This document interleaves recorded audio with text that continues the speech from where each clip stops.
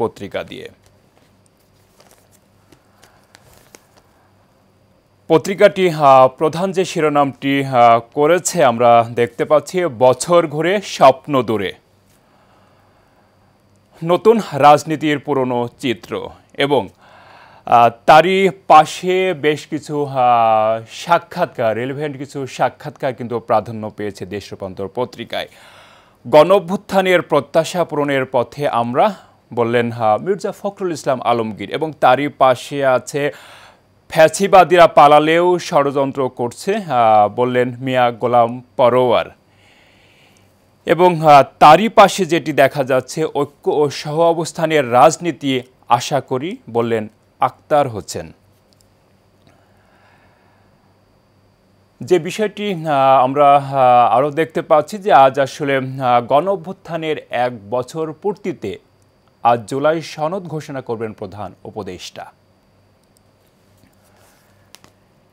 বিভিন্ন শিরোনামের মাঝে পত্রিকাটি আরও বেশ কিছু শিরোনাম করেছে, সেগুলো আমরা দেখে নিতে চাই। আশা নিরাশার 1 বছর, এক রায়ে বদলে যায় দৃশ্যপট, এবং শেষের দিকে আরও বেশ কিছু শিরোনাম আছে, সেগুলো আমরা দেখব। সংস্কারে গুরুত্ব, ম্লান করে ভোটের দাবি, এবং মব ভোগাচ্ছে আইন শৃঙ্খলা বাহিনীকে। দর্শক, যে বিষয়টি আসলে একটু তুলে ধরতেই হয়, 1 বছর পেরিয়ে আজ 5ই আগস্ট 2025। আমরা জানি বিশ্বজুড়ে 31শে জুলাই মাস হয় 31শে, এবং গত বছর 2024 সালে বাংলাদেশের ক্যালেন্ডারে সেটা ছিল 36 জুলাই। কারণ জুলাইটা বাড়তে শেষ পর্যন্ত 36শে জুলাই গিয়ে কিন্তু গণ অভ্যুত্থানের মাধ্যমে এক নতুন বাংলাদেশের সৃষ্টি হয়, যেটি বাংলাদেশে তো বটেই, বিশ্বে বিরল। এবং সেই ঘটনা প্রবাহের মাধ্যমেই একটি বছর পেরিয়ে নতুন যে বাংলাদেশের স্বপ্ন সাধারণ মানুষ থেকে শুরু করে সবাই দেখেছিল, সেই বছরের একটি বছর পূর্ণ হলো আজ, অর্থাৎ 5ই আগস্ট 2025। দর্শক, এই ছিল দৈনিক দেশ রূপান্তর পত্রিকার উল্লেখযোগ্য শিরোনামগুলো। আমরা চলে যাচ্ছি পরের পত্রিকা সময়ের আলোতে।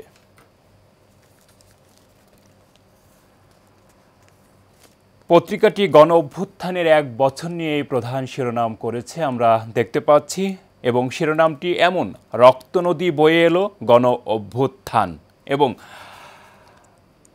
অনেকগুলো ছবি পত্রিকাটি ছাপিয়েছে, আমরা দেখতে পাচ্ছি, যেখানে আসলে গত বছর আসলে 36 দিন ধরে যে আসলে প্রতিদিনের এক একটি ঘটনা ছিল, এবং প্রতিদিন কিন্তু নিত্য নতুন ঘটনা জন্ম হয়েছিল, এবং সেই ঘটনা প্রবাহের বিভিন্ন ছবি কিন্তু পত্রিকাটি আসলে এক জায়গায় করেই ছাপিয়েছে, যেখানে জায়গা পেয়েছে আবু সাইদের ছবি, পাশাপাশি যে আসলে পলায়নের যে ছবিটি বিকেল 4টার সময় গত বছর 2024 সালের 5ই আগস্ট ফ্যাসিস্ট স্বৈরাচারী শেখ হাসিনা সরকারের আসলে প্রধান শেখ হাসিনা যখন পালিয়ে যায়, তারও কিন্তু একটি ছবি এখানে যথারীতি প্রাধান্য পেয়েছে।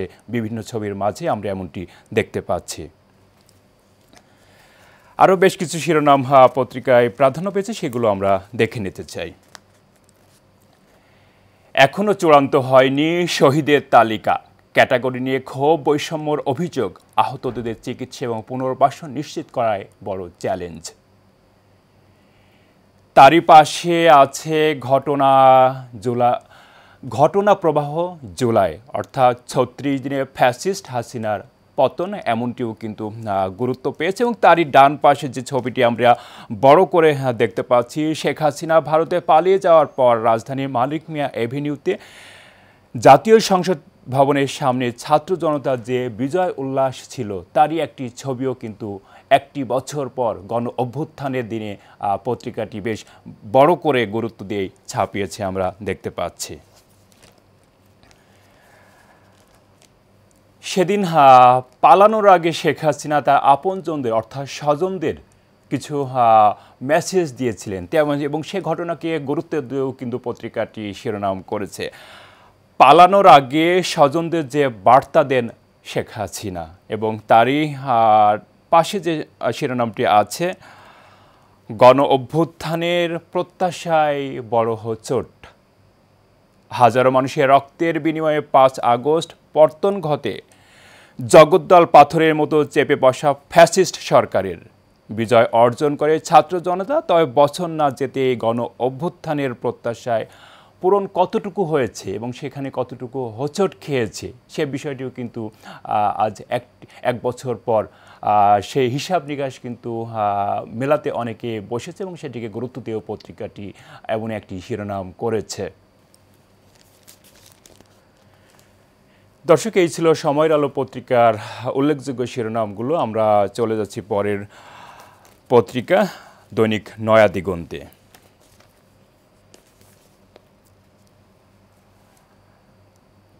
আমরা দেখতে পাচ্ছি আসলে একই ধরনের অনেকটাই শিরোনাম।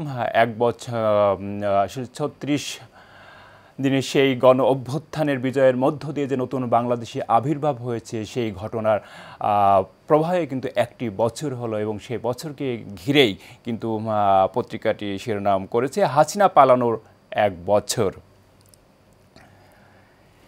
এবং একটি তারই প্রাসঙ্গিকভাবেই কিন্তু একটি ছবি চলে আসে সেই শিরোনামের সাথে, প্রধানমন্ত্রীর কার্যালয় দখল করে সাধারণ মানুষের উল্লাস। এবং দেখা যাচ্ছে যে আসলে সেই প্রধানমন্ত্রীর যে কার্যালয় গণভবন, সেই গণভবনের আসলে প্রধানমন্ত্রী কার্যালয় দখল করে মানুষের উল্লাস, এবং সেই কার্যালয়ের ওপরে নিচে আসলে লাখ লাখ মানুষের আসলে কিন্তু ছবি দেখা যাচ্ছে, যেখানে তিল ধারণের জায়গা নেই। মানুষ যে আসলে আরও চাচ্ছে মানুষ যাবে, কিন্তু আসলে মানুষ এতটাই সেখানে গিয়েছিল, ক্ষোভের বহিঃপ্রকাশ সেখানে দাঁড়িয়ে সেখান থেকে হয়েছে, এবং তেমনই একটি ছবি কিন্তু প্রাধান্য পেয়েছে আমরা দেখতে পাচ্ছি।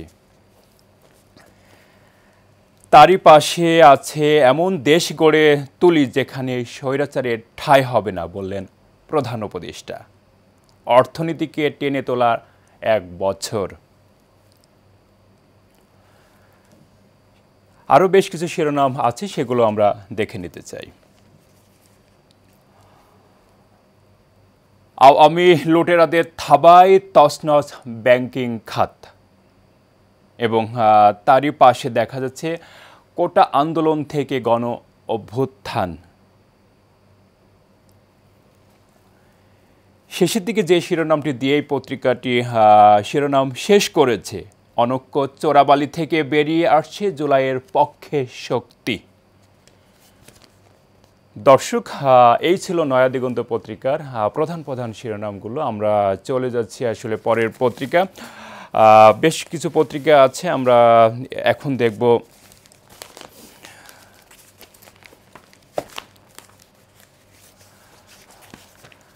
এই মুহূর্তে যে পত্রিকাটি আমার হাতে আছে, দৈনিক প্রথম আলো। পত্রিকাটি প্রধান যে শিরোনামটি করেছে, সেই একটি বছর পেরিয়ে নতুন বাংলাদেশের যে আবির্ভাব হয়েছিল সেই 5ই আগস্ট 2024-এর 5ই আগস্ট পেরিয়ে আজ 2025 সালের 5ই আগস্ট একটি বছর, সেই বিষয়টিকে গুরুত্ব দিয়ে কিন্তু পত্রিকাটি প্রধান শিরোনাম করেছে। আমরা দেখতে পাচ্ছি আজ 5 আগস্ট জুলাই গণ অভ্যুত্থান দিবস, এমনটি আসলে প্রথম আলোর প্রধান শিরোনাম।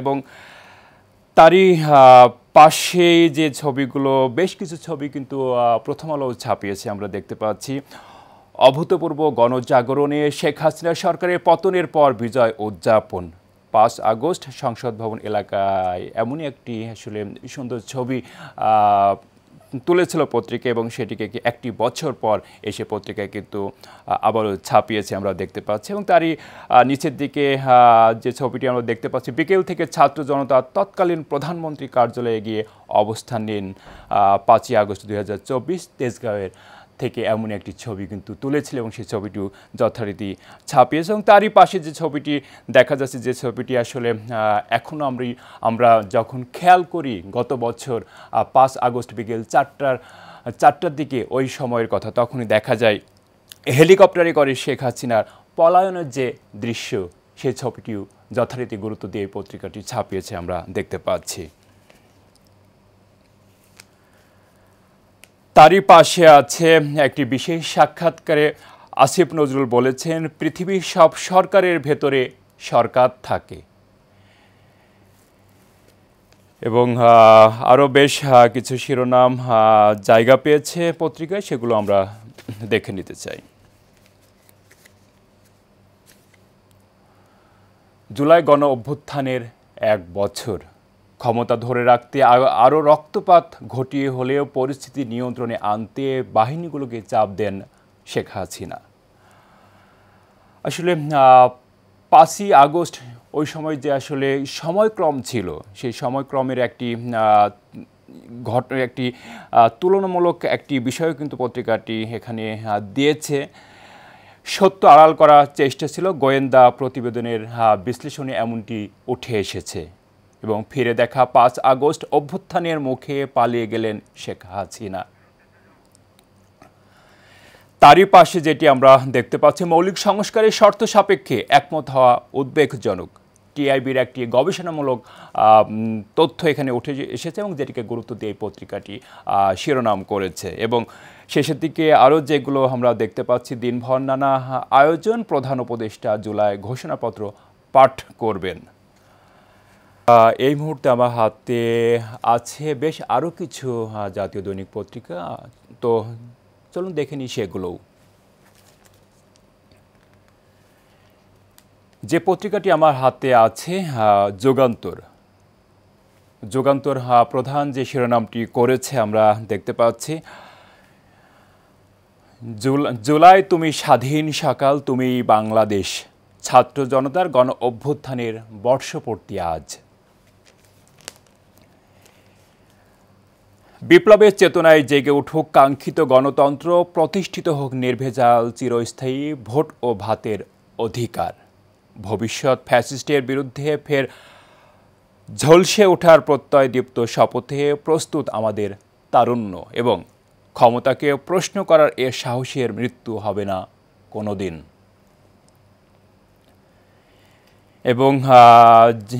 এবং পাশে যে ছবিটি আসলে ছাপিয়েছে, যে আমার ভাইয়ের রক্তমাখা জুলাই অনিঃশেষ, ঘাতক তোমার কুৎসিত হাতে আমার শিশুর খুন, রক্তে রক্তে লেগেছে আগুন, সব দিন মাস হাইছে ফাগুন।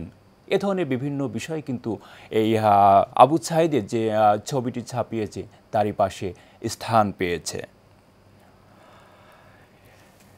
আরও বেশ কিছু শিরোনাম আছে, সেগুলো আমরা দেখে নিতে চাই। বিধ্বস্ত অবস্থা থেকে স্থিতিশীলতা ফিরেছে।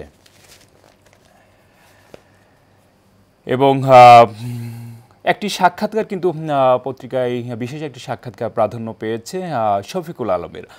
প্রধান উপদেষ্টার ঘোষিত সময়ের মধ্যেই জাতীয় নির্বাচন, বাংলাদেশের ইতিহাসে সবচেয়ে ভালো নির্বাচনগুলোর একটি হবে, সামনে যে জাতীয় নির্বাচন হতে যাচ্ছে সেটিকে একটি বিশেষ ইঙ্গিত দিয়ে শফিকুল আলম কিন্তু বলেছে যে সামনে 2026-এর ফেব্রুয়ারির মাঝামাঝি যে জাতীয় নির্বাচন হওয়ার যে একটি ঘোষণা এসেছে ইতিমধ্যে অন্তর্বর্তীকালীন সরকারের প্রধান থেকে, সেই নির্বাচন আসলে ইতিহাসের একটি স্বচ্ছ এবং গ্রহণযোগ্য একটি নির্বাচন হবে বলেই কিন্তু এমনটি ইঙ্গিত করেছে আমরা দেখতে পাচ্ছি। ফিরে দেখা 36শে জুলাই, মহান মুক্তিযুদ্ধের পর কোনো আন্দোলন এত শহীদ ও হতাহতের সাক্ষী হয়নি বাংলাদেশ। এবং তারই পাশে যে শিরোনামটি আছে, গণ অভ্যুত্থান দিবস এবং বাংলাদেশের ভবিষ্যৎ। দর্শক, একটি বছর পেরিয়ে 2025 সালের আজ 5 আগস্ট, যেমনটি আমরা শুরুতেই বলেছিলাম যে জুলাই মাস আসলে বিশ্বজুড়ে 31 হয়, অথচ গত বছর 2024 সালে বাংলাদেশে জুলাই মাস ছিল 36 তারিখ পর্যন্ত। কেন হয়েছিল?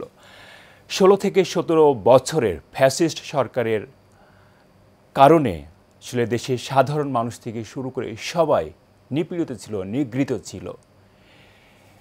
এমন একটি সোচ্চার হয়েছিল, এমন একটি কোটা আন্দোলনের মধ্য দিয়ে কিন্তু দেশের যে সাধারণ মানুষ থেকে শুরু করে সবাই সোচ্চার হয়েছিল এবং সেটি শেষ করতে ৩৬ দিন লেগেছিল এবং যার এই পর্যায়ক্রমে আসলে জুলাই মাস ৩১ শেষ হওয়ার পরেও এটা কন্টিনিউশন থাকে এবং ৩৬-এ গিয়ে শেষ হয় এবং সেই বিষয়টিকে গুরুত্ব দিয়েই কিন্তু আজকের পত্রিকাগুলো এ ধরনের শিরোনাম করেছে। দর্শক, আমরা চলে যাচ্ছি পরের পত্রিকা দৈনিক ইত্তেফাকে। ইত্তেফাক প্রধান যে শিরোনামটি করেছে আমরা দেখতে পাচ্ছি জুলাই গণ অভ্যুত্থান নিয়ে আসলে শিরোনামটি, কেন অনিবার্য হয়ে উঠেছিল জুলাই গণ অভ্যুত্থান। বিশ্বাসযোগ্য নির্বাচন দীর্ঘস্থায়ী অর্থনৈতিক সংস্কারের ভিত্তি, রাশেদ আল মাহমুদ তিতুমির এমনটি বলেছে।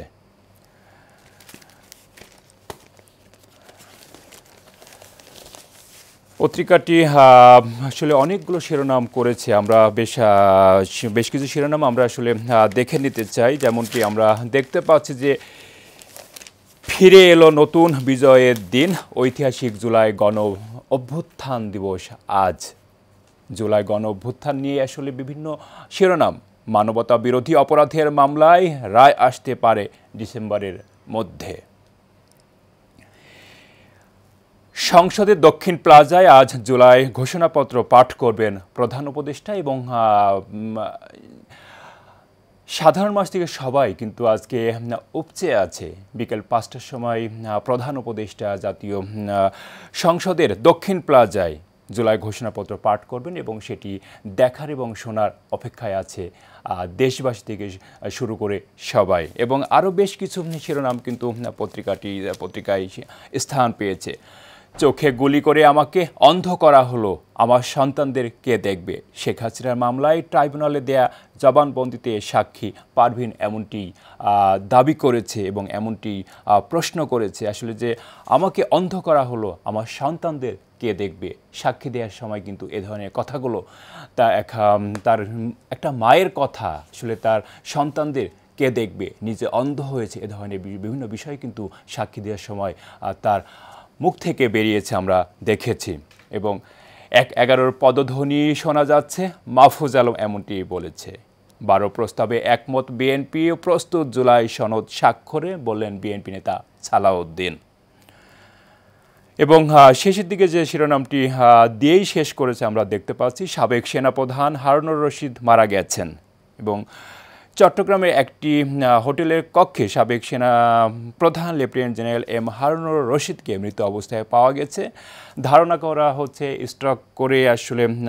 স্ট্রোকে আক্রান্ত হয়ে রাতে কোনো এক সময় তার মৃত্যু হয়েছে, এমনটি পত্রিকা বরাতে আমরা জানতে পারছি এবং দেখতে পাচ্ছি। এবং গুরুত্ব দিয়ে এই পত্রিকাটি এমন শিরোনাম করেছে আমরা দেখতে পাচ্ছি। দর্শক, এই মুহূর্তে আমার হাতে আছে আজকের আলোচনা শেষ পত্রিকা বাংলাদেশ প্রতিদিন। এবং বাংলাদেশ প্রতিদিন যথারীতি আসলে যে শিরোনামটি করেছে আমরা দেখতে পাচ্ছি, আজ মুক্তির দিন, 5 দিনে গোপন করা হয় 322 মৃত্যুর তথ্য, শরীর কেঁপে উঠেছিল, বুক হিম হয়ে গিয়েছিল। 25 থেকে 30 বছর বয়সীদের মৃত্যু সবচেয়ে বেশি, সেদিন আমিও ভয় পেয়েছিলাম। এমন একটি শিরোনামও আসলে 2024 সালের যে 5 আগস্ট এবং 36 জুলাই পরবর্তী যে সময়, সেই সময় আসলে অনেকেই ভয়ে ছিল, আতঙ্কে ছিল। এমন একটি শিরোনাম, সেদিন আমিও ভয় পেয়েছিলাম। বাট ভয়ের মাঝেই কিন্তু আসলে সবাই সোচ্চার হয়ে সামনে এগিয়েছিল এবং সোচ্চার হওয়ার মধ্য দিয়েই 36তম দিনে বাংলাদেশ, এক স্বাধীন বাংলাদেশের জন্ম হয়েছিল বিজয়ের মধ্য দিয়ে। এমন একটি শিরোনাম প্রাধান্য পেয়েছে আমরা দেখতে পাচ্ছি। এবং শেষের যে শিরোনামটি আমরা দেখছি, আন্দোলনের মোড় ঘুরিয়ে দেয়া এক ছবি। এবং এই ছবিটি আসলে হৃদয় কেড়েছিল, মানুষের মন কেড়েছিল। এবং এই একটি ছবি কিন্তু আন্দোলনের মোড় ঘুরিয়ে দেয়।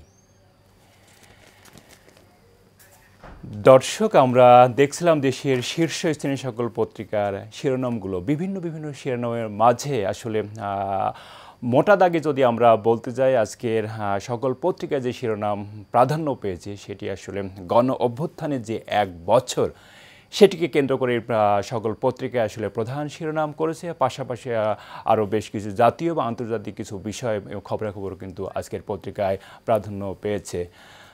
তো দর্শক, আমরা আজকের অনুষ্ঠানের একেবারে শেষ পর্যায়ে আবার দেখা হবে আগামীকাল ঠিক একই সময়ে। ততক্ষণ ভালো থাকুন, সুস্থ থাকুন, এশিয়ান টিভির সাথেই থাকুন। ধন্যবাদ সবাইকে।